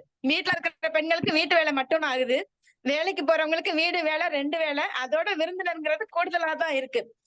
அது ஒரு சுமையா சில நேரம் தெரிஞ்சாலும் கூட சுகமான சுமை. அது ஒரு பக்கம் இருந்தாலும் ஆண்களுடைய விருந்தோம்பலை போற்றி சொல்றதுல அதே ஔவையார் அதே அதியமான சொல்றாங்க. என்ன சொல்றாங்க அப்படின்னா, 1 நாள் செல்லலாம் 2 நாள் செல்லலாம், பல நாள் பயின்று பலரோடு செல்லினும் தலைநாள் போன்ற விருப்பினன் மாதோ அப்படின்னு சொல்றாங்க. அந்த அளவுக்கு அதியமான் விருந்தினரை போற்றுபவன். முதல் நாள் எந்த அளவுக்கு முக மலர்ச்சியோட கூப்பிட்டானோ அதே மாதிரிதான் கடைசி நாள்லயும் இருப்பான், அதுக்கு அடுத்த நாள்லயும் இருப்பான், எத்தனை நாள் வந்தாலும் இருப்பான் அப்படிங்கிறது. நமக்கு ஒரு திருவள்ளுவர் சொல்லியிருக்காங்க, மோப்பக்குலையும் அனிச்சம் அப்படின்னு. ஆனா அவன் விருந்தினர் அந்த குலைந்து போகாம வாடி போகாம பாத்துக்க கூடிய பெருமை உடையவன் அப்படிங்கிற அந்த விருந்து போற்றுதல் அதியமானுக்கு ஔவையார் கொடுத்திருக்காங்க. இதை நான் பதிவு பண்ண விரும்புறேங்கய்யா. நன்றி. நன்றி டீச்சர். அடுத்து தியாகராஜன் கையை வைத்திருக்கீங்க.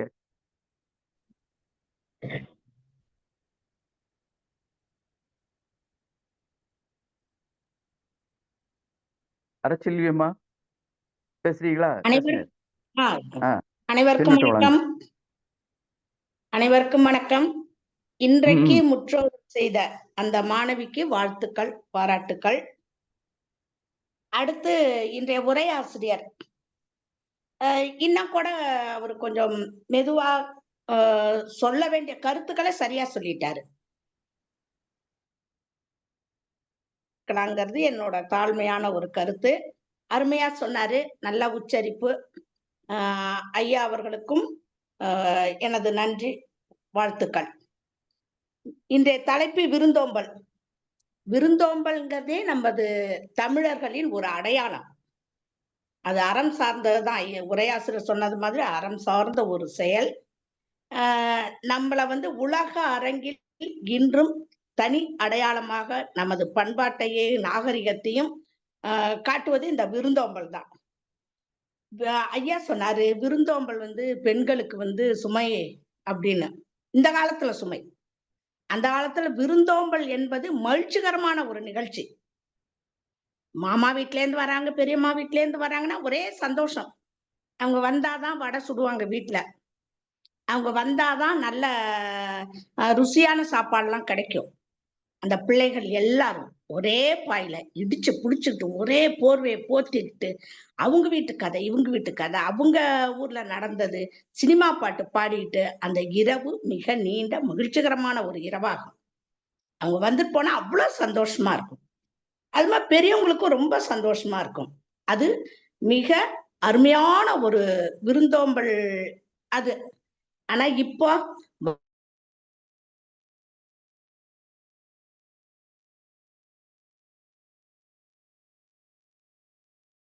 சொல்லிட்டு கடைசியா ஒரு வார்த்தை சொல்லுவோம், வர்றதுக்கு முன்னாடி ஒரு போன் பண்ணிட்டு வாங்க அப்படின்னு. உண்மை அதுதான். அந்த போன் பண்ணிட்டு வாங்கன்னு சொன்னாலும் அந்த போகக்கூடிய நாட்கள் சனி ஞாயிறாதான் இருக்கும். அவங்களுக்கு அதுதான் ஒத்து வரும், போறவங்களுக்கு அதுதான் ஒத்து வரும். விருந்தும் மருந்தும் 3 நாள். நாங்க இப்பெல்லாம் 1.5 நாள் தான். சனிக்கிழமை காலைல டிஃபனுக்கு போனா ஞாயிற்றுக்கிழமை லஞ்சு சாப்பிட்டுட்டு உடனே கிளம்பிட்டு ஓடியாந்துடணும். 3 நாள்லாம் இல்ல, 1.5 நாள். இந்த 1.5 நாள்ல தான் இந்த விருந்தோம்பல் நடக்கும். அப்படியே போனாலும் எங்க பெரிய பாப்பா காணும், அவ டியூட்டியில ஆன் டியூட்டியில உள்ளார இருக்கா. கதவை திறந்து மெதுவா ஒரு ஹாய் சொல்லிட்டு வெளில வந்துடுறோம். அப்பெல்லாம் அத்தை வர்றாங்கன்னா ரோட்ல பஸ் எப்போ வரும் எப்போ வருவாங்கன்னு பிள்ளைகள் எல்லாம் கூடி நின்று விருந்தினரை எதிர்பார்த்து இருந்த காலம் போய் விருந்தினர்கள் அந்த பிள்ளைகளை தேடி போய் ரூம்ல பார்க்க வேண்டிய ஒரு காலகட்டம் தான் இது. வேற வழியே இல்லை. இதுல இந்த முதல் குறள்ல சொல்றாரு பாருங்க, இல்வாழ்க்கையில பொருளை சேமித்து வைக்கிறதே விருந்தினர்களை கவனிக்கதான். அவங்கள கவனிச்சு அவங்களுக்கு வேண்டியதை கொடுத்து அனுப்புறதுக்கு தான். எனக்கு தோணுச்சு, அப்போ எவ்வளவு ஒரு செழுமையான ஒரு காலகட்டமா அது இருந்திருந்தா, மக்கள் எவ்வளவு சந்தோஷமா நல்ல மனதோட இருந்திருந்தா இந்த விருந்தினர்களை உபசரிச்சு தான் வீட்டுல இருக்கிறதெல்லாம் கொடுத்து அனுப்புவாங்க. அப்போ வள்ளுவர் காலத்துல நல்ல செழுமை இருந்திருக்கு, பொருளாதாரத்திலயும் இருக்கட்டும், இல்லத்திலும் உள்ளத்திலும். அததான் அந்த முதல் குறள்லயே ஆணி அடிச்சாம சொல்லிட்டார். குடும்பத்துல பொருள் சேர்த்து வைக்கிறதுக்கு நீயும் உன் பிள்ளைகளும் உன் பரம்பரையும் சந்தோஷமா இருக்கிறதுக்குன்னு சொல்ல அவரு. வந்த விருந்தினரை போற்றி அவங்களுக்கு வேண்டியதெல்லாம் செய்யறதுக்கு, அப்படி வந்தவங்கள செஞ்சு அனுப்பிட்டு அடுத்து வரப்போறவங்களை எதிர்நோக்கி இருக்கணுங்கிறாரு. அதுதான் விருந்தோம்பலோட மிகப்பெரிய சிறப்பு. இந்த கெஸ்ட் வந்துட்டு போயிட்டாங்க, இனிமே 1 வாரத்துக்கு ஃப்ரீ, 2 வாரத்துக்கு ஃப்ரீ அப்படியெல்லாம் கிடையாது. அடுத்தாப்புல வருவாங்களா? நான் கேள்விப்பட்டிருக்கேன். அந்த காலத்துல சமைச்சு வச்சுட்டு நம்ம வீட்டுக்கு யாரும் சாப்பிட வரமாட்டாங்களான்னு வாசலையே பார்த்துட்டு இருப்பாங்களாம். ஒரு கால் மக்கள் தொகை குறைவா இருந்ததுனால, விளைச்சல் அதிகமா இருந்ததுனால, அதை சேமித்து வைக்கிறது சிரமம் என்ற காரணத்தாலையும், மக்கள் தாராள மனசோட இருந்ததாலேயோ என்னவோ இப்படியெல்லாம் இருந்திருக்கலாம். அது நான் பல பேர் சொல்ல கேட்டிருக்கேன். அந்த காலத்துல சமைச்சு வச்சுக்கிட்டு நம்ம வீட்டுக்கு விருந்து வராதான்னு ரோட்டையே பார்த்துக்கிட்டு இருந்தவங்க உண்டு. ரோட்ல போறாங்களா, வாங்கம்மா சாப்பிட அப்படின்னு கூப்பிடுறவங்களும் உண்டு. அது இங்க ஒரு குரல்ல வருது. நீங்க பாண்டிச்சேரியில பாத்தீங்கன்னா அந்த திண்ணை எல்லாம் நெடுக்க இருக்கும், தொடர்ச்சியா இருக்கும். ஒரு வீட்டுல இது பண்ணோம்னா ஒரு 20 வீட்டுக்கு அந்த திண்ணை அப்படியே, ஒரு வீட்டுல ஏறணும்னா அந்த 20வது வீட்டுக்கு போகலாம். அது மாதிரி எங்க பொன்பரப்பில இருக்கும். அந்த பொன்பரப்பில ஒரு வீட்டுல ஏறணும்னா அந்த 20 வீடு 25 வீடு தாண்டியே போவோம் அந்த திண்ணை. அதுக்கு பேரு ஆளோடி. அந்த ஆளோடி எதுக்கு வச்சிருக்காங்கன்னா, அந்த வழிப்போக்கர்கள் வந்தாங்கன்னா உங்களுக்கு படுத்து உறங்குவதற்காக. அந்த காலத்துலலாம் மக்கள்கிட்ட அவ்வளவா அந்த கெட்ட குணங்கள், அயோக்கியத்தனங்கள் இல்ல போல இருக்கு. அவங்களுக்காக அது படைக்கப்படும். இப்பெல்லாம் திண்ணையே கிடையாது.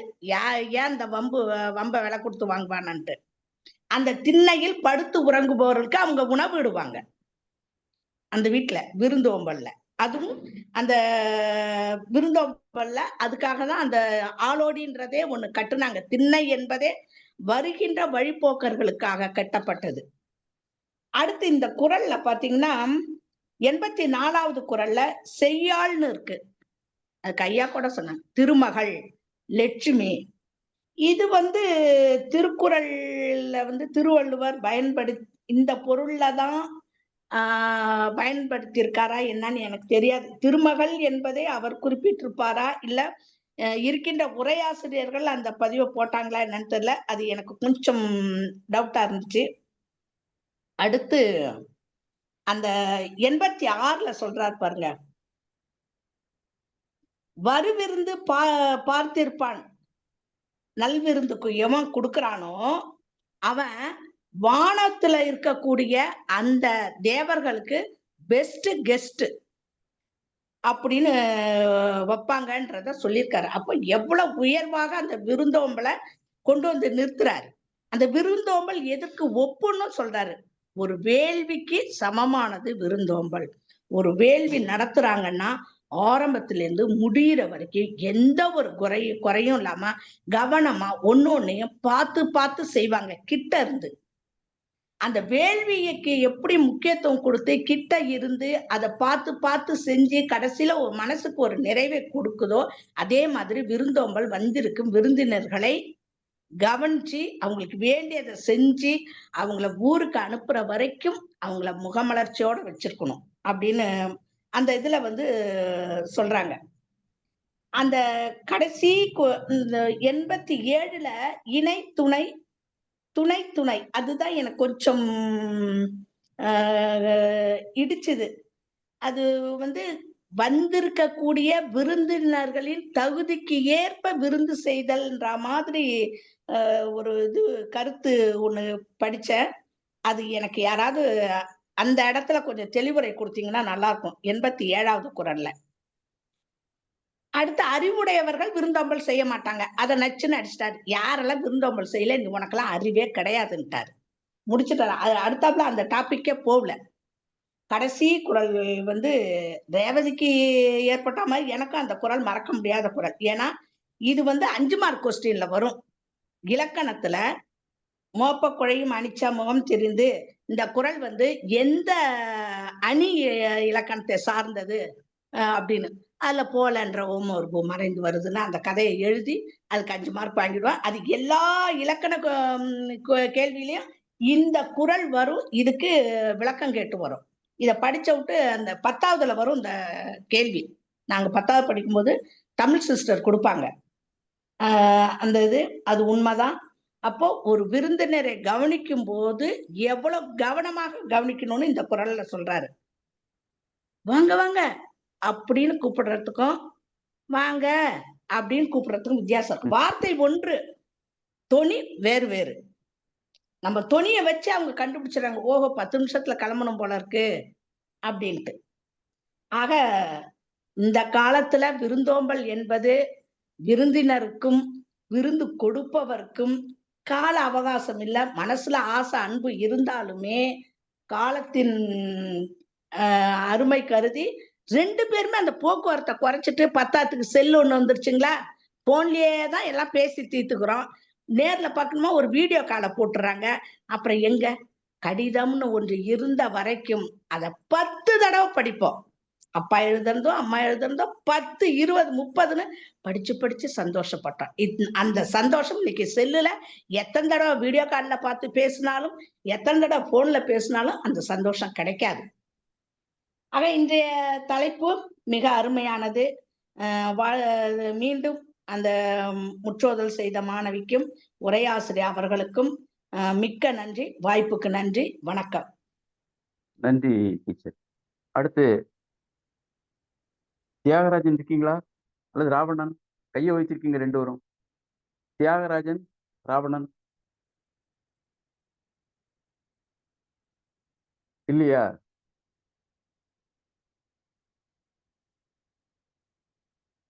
சரி. தமிழ்நாடு கலை இலக்கிய பெருமன்ற தலைவர் திரு அன்பான தோழர்களே, ஒவ்வொரு நாளும் நம்முடைய திருக்குறள் மேடை என்பது மேலும் மேலும் வலுப்பெற்று வருகிறது, மெருகேறி வருகிறது என்றுதான் சொல்ல வேண்டும்.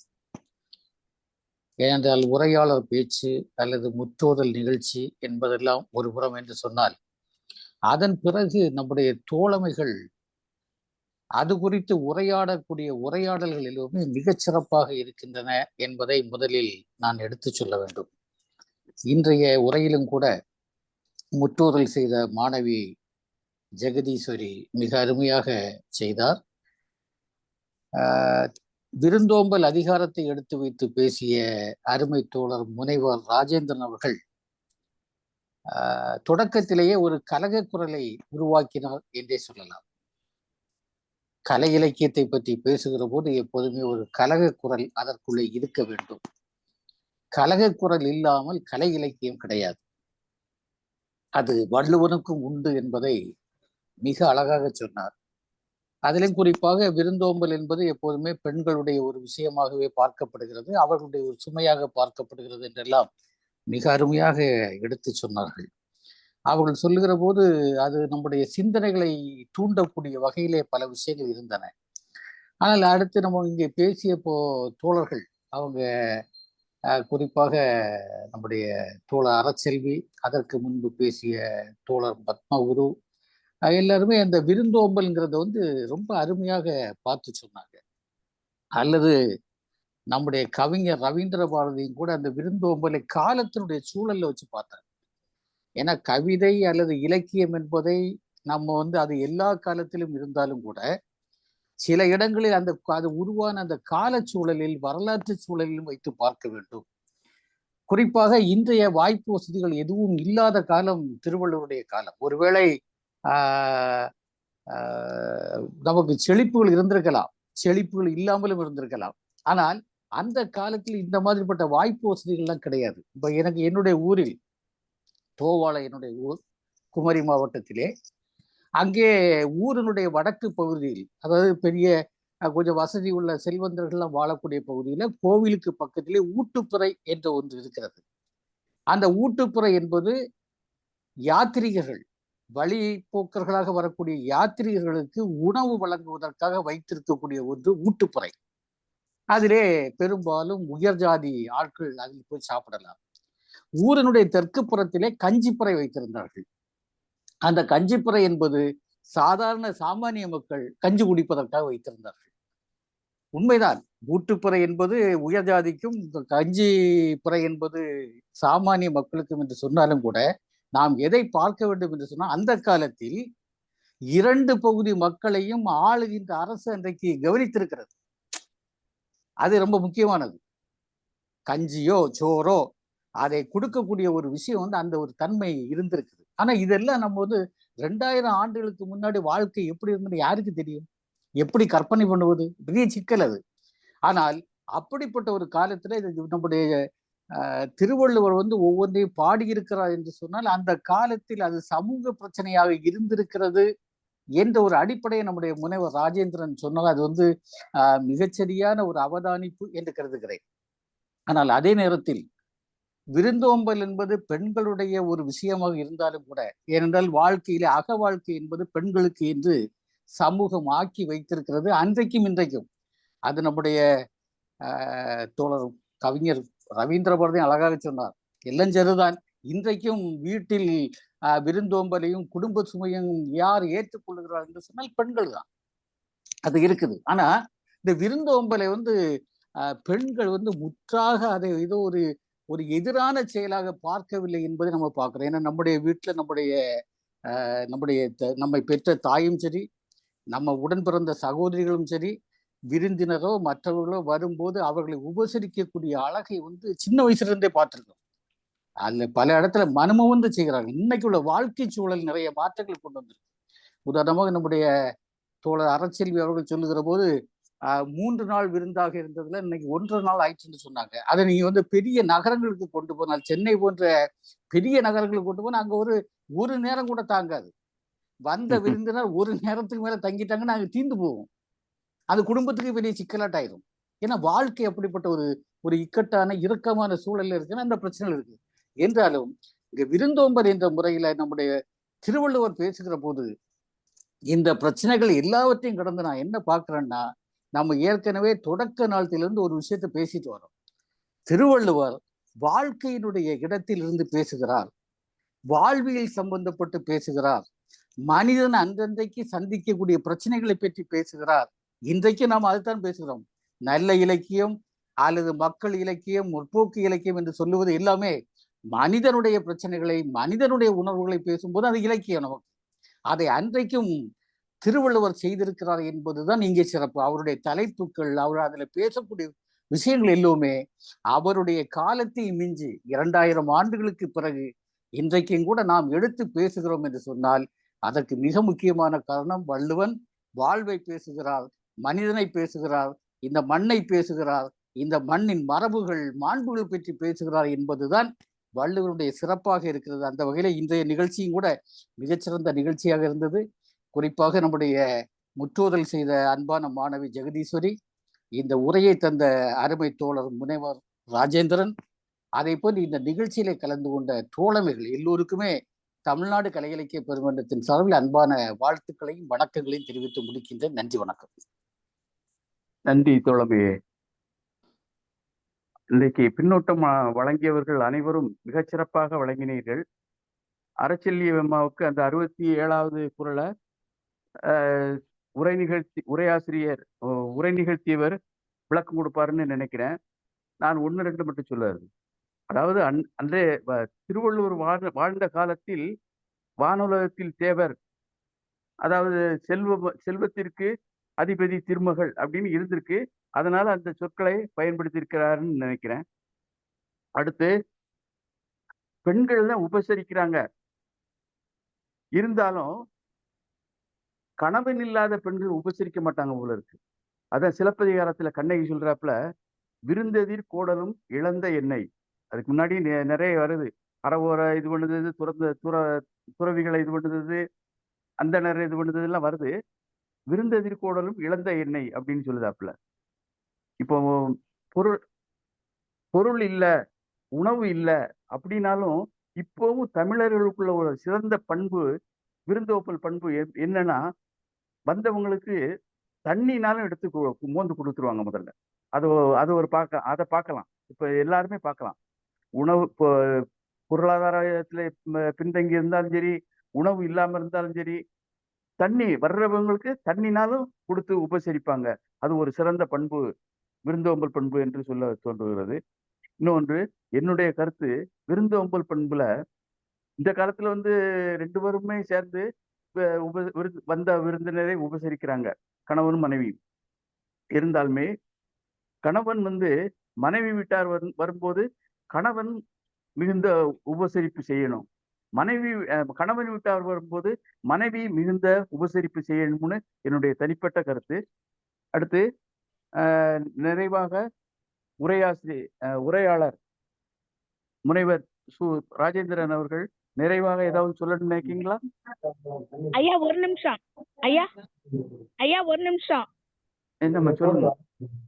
உங்களுக்கு ராவணன் அந்த ஆசிரியர் வந்து ஐயா யார் ராவணன் ஆசிரியர் வந்து இன்னைக்கு பேசணும்னு சொல்லியிருந்தாரு. அவர் கை உயர்த்திருக்காரு, ஆனா மைக் ஆன் பண்ணாதனால அவர் கொஞ்சம் தடுமாறிட்டு இருக்காரு.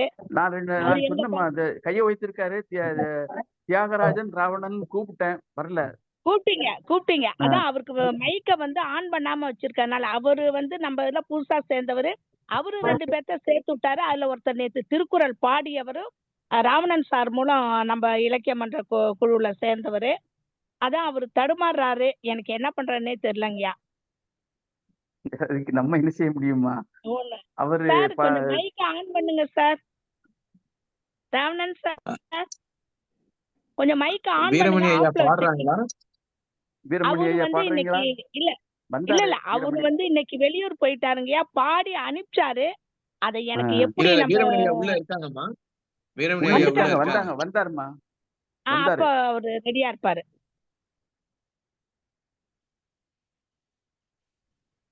ஐயா வீரமணி ஐயா பாடுறீங்களா? இல்ல வணக்கம், நான் பஸ்ல இருக்கிறதால பாட முடியாதான், உங்களுக்கு பாட்டு எழுதி அனுப்பணும் பாடி.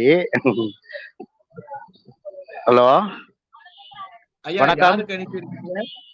நான் அரசியல் வாட்ஸ்அப்ல இருக்காது, எப்படி எனக்கு ப்ளே பண்றதுன்னு தெரியலங்கய்யா. எனக்கு அனுப்புறீங்களா இப்ப? என்னங்கய்யா? ஏமா அறம் பேசுறேம்மா, நீங்க எனக்கு அனுப்புங்க, நான் இப்ப ப்ளே பண்றேன். சரிங்கய்யா. நன்றிங்க. உடனே செய்றேங்கய்யா. நன்றி தோழமைகளே. நம்ம தோழர் அது வரைக்கும் நம்ம தங்க சிவசுப்ரமணியன் தோழர் ஒரு செகண்ட் சொல்லுங்க. நான் ஒரு வார்த்தை சொல்லதுக்கு மறந்துட்டேன். என்னன்னா, இந்த நிகழ்ச்சிங்கிறது பொதுவாகவே நாளும் ஒரு கதையும் சரி, அல்லது இப்போ உள்ள நிகழ்ச்சியும் பெரும்பாலும் நம்முடைய பேராசிரியர் கருமுருகன் மிக அருமையாக ஒருங்கிணைத்து தருவார். அவர் இல்லாத இடத்தில் இன்றைக்கு தோழர், மதிப்புக்குரிய தோழர் தங்க சிவசுப்ரமணியன் அவர்கள் மிகச்சிறப்பாக இந்த நிகழ்ச்சியை ஒருங்கிணைத்து தந்திருக்கிறார். அதற்கு மன்றத்தின் சார்பிலும் தனிப்பட்ட முறையிலும் என்னுடைய வாழ்த்துக்களையும் வணக்கங்களையும் நான் அவர்களுக்கு தெரிவிக்க கடமைப்பட்டிருக்கிறேன். அன்பான வாழ்த்துக்கள். மிக்க நன்றி. இது நம்ம தமிழ்நாடு கலை இலக்கிய பெருமன்ற உறுப்பினர்களுடைய கடமை தானே? கண்டிப்பா கடமைதான். ஆனா அந்த கடமையை ஆற்றுகிற போது நாம வந்து ஒரு வார்த்தை சொல்லணும்ல. மிக்க நன்றி. நான் பேசும்போது நான் சொல்லி இருக்கணும், அது விட்டு போச்சு. பரவாயில்ல. மிக்க நன்றி தோழர். அடுத்து நிறைவாக நீங்க இன்னும் சொல்லணும்னு விரும்புறீங்களா? முனைவர் சு ராஜேந்திரன் அவர்கள். அந்த அரசியல்வியம்மா கேக்குதா? வணக்கம். அரசியல்வியம்மா கேக்குது, நல்லா கேக்குது. அந்த அம்மா கேட்ட குரலுக்கும் விளக்கம் கொஞ்சம் சொன்னீங்கன்னா நல்லா இருக்கும். ஐயா, நாளும் ஒரு அதிகாரம் சாத்தூர் கலை இலக்கியம் அந்த குழுவுல அத அவர் பாடின பாடலை பதிவிட்டு இருக்கேங்கய்யா. போய் சேர்ந்திருக்கான்னு அவங்க பார்த்து சொல்லுங்கம்மா. லோட் ஆயிட்டு இருக்குங்கய்யா, அனுப்பியிருக்கேன். அது லோட் ஆயிட்டு இருக்கு. லோட் ஆகி முடிஞ்சதும் இது பண்ணு. இதுக்கு கருத்தை சொல்லுங்க ஐயா. நீங்க அந்த அம்மா ஒரு கேள்வி அம்மா அரசியல்வி அம்மா கேட்டது அந்த 87வது குறள்ல விருந்தோம்பலுக்கு என்ன அளவுலாம் சொல்ல முடியாது. விருந்தோம்பலுங்க செஞ்சா இவ்வளவு அறம் கிடைக்கும், அந்த அறத்தோட அளவு என்ன, அதெல்லாம் சொல்ல முடியாது. அது எப்படி வேணாலும் இருக்கலாம், அதுக்கு அளவு கிடையாது. ஆனால் ஒன்ன சொல்லலாம். என்ன சொல்லலாம்னா, வீட்டுக்கு வர விருந்தினரோட தகுதியை பொறுத்துதான் விருந்து அமையும். ஏன்னா வாசல்ல இரவல் கேட்டு வருகிறவரை வீட்டுக்கு உள்ள வச்சு அழைச்சி தலவாழ விருந்து போட முடியாது. அதுதான் திருவள்ளுவர் சொல்ல வர்றாரு. இதுல இருந்துதான் நம்ம விருந்தோம்பலை புரிஞ்சுக்கணும். அப்ப எல்லோருக்கும் ஒரே மாதிரியான விருந்தோம்பல்லாம் இந்த சமூகத்துல நடக்கல அப்படிங்கிறதையும் திருவள்ளுவர் நமக்கு சொல்லிடுறாரு. இப்பயே நம்ம இந்த தெருவுக்குள்ள அந்த தெருவுக்குள்ள விட மாட்டாங்க, அந்த தெருவுக்குள்ள இந்த தெருவுக்குள்ள விட மாட்டாங்கங்கிற பிரச்சனை, சமூக சிக்கல் இருக்கு. அப்ப அந்த சமூக சிக்கல் இல்லாட்டினாலும் அந்த சமூக சிக்கலின் தொடக்கத்தில் தான் தமிழ் சமூகம் இருந்தது. அந்த அடிப்படையில தான் விருந்தோம்பலை நம்ம இருக்கணும், நம்ம பார்க்கணும். அதை திருவள்ளுவர் சுட்டி காட்டியிருக்கிறார். விருந்தினரின் தகுதியை பொறுத்துதான் விருந்தோம்பல்னு சொல்லிட்டார். எல்லாருக்கும் இந்த குறள்ல ஒட்டுமொத்தமா விருந்தோம்பல் செஞ்சா நீ மறு உலகத்துக்கு கூட போய் நீ தேவர் மாதிரி வரலாம், தேவரே உன்னை ஏற்றி போட்டுவாங்க, அதெல்லாம் சரி. ஆனால் யார் சாப்பிட வர்றாங்களோ அவங்கள பொறுத்துதான். அம்பானி வீட்டுக்கு ரஜினி போனா நடனம் ஆடுவார். அம்பானிக்கு ரஜினி கொடுத்த ஒரு கிஃப்ட் 2 கோடி ரூபாய் மதிப்பு இருக்குன்னு ஆனந்த விகடன் எழுதுறாங்க.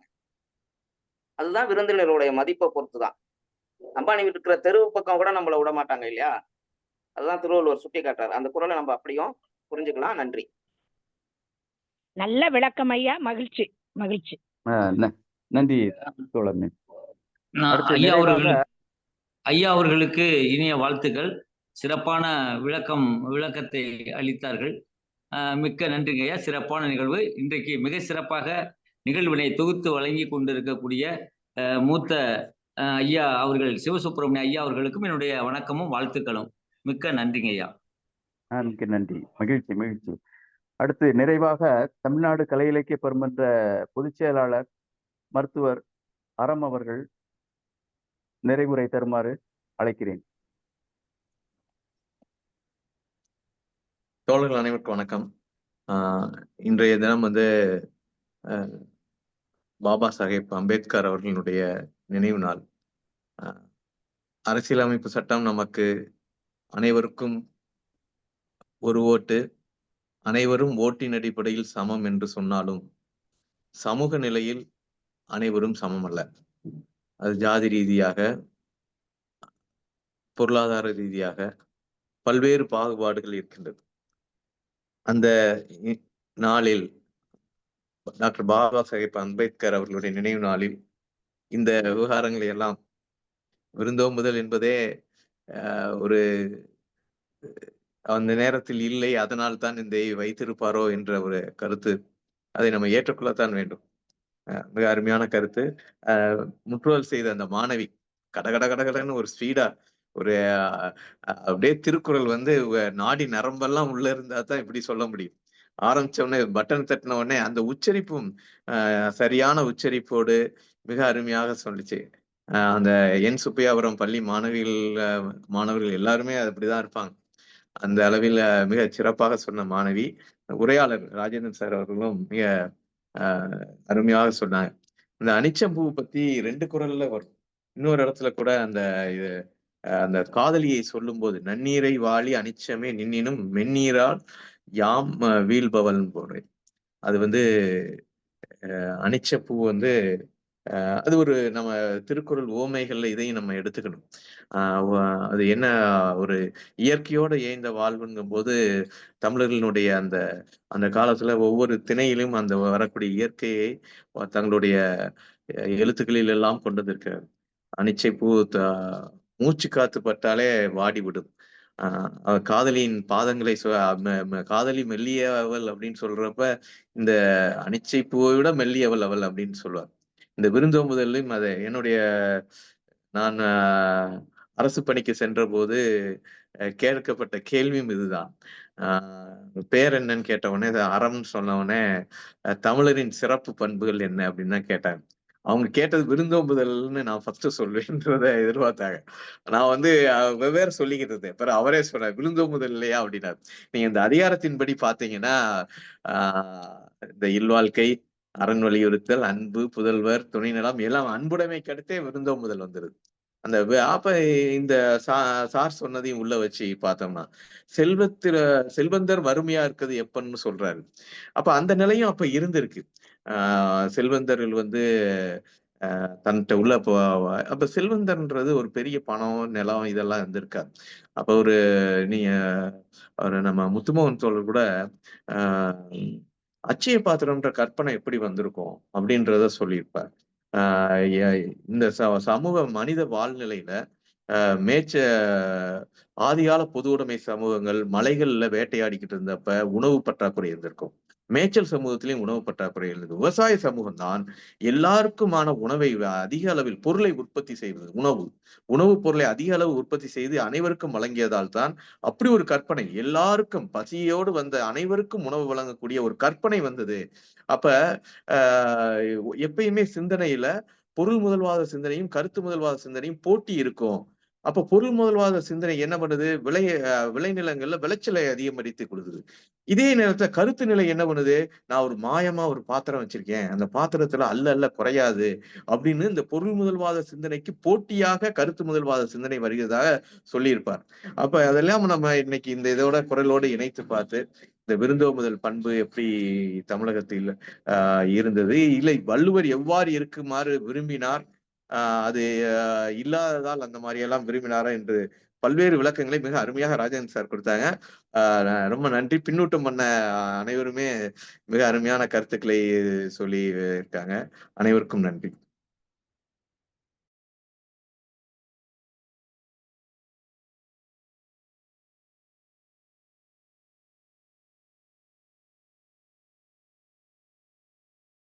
மிக்க நன்றி பொதுச் செயலாளர் அவர்களே. நாளைய நிகழ்வு சொல்லிடுறீங்களா?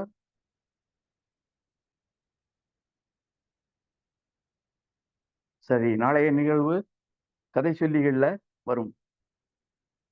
இன்று மிக சிறப்பாக இந்த நிகழ்வு நடைபெற்று நிறைவடைந்திருக்கிறது.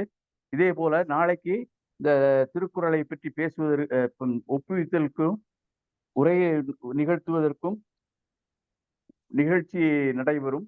அதுல எல்லோரும் இன்னும் நம்முடைய தோழமைகளை எல்லாம் அழைத்து, நட்புகளை எல்லாம் அழைத்து வந்து இணைவோம் என்று கேட்டுக்கொண்டு நிறைவு செய்கிறேன். நன்றி, வணக்கம்.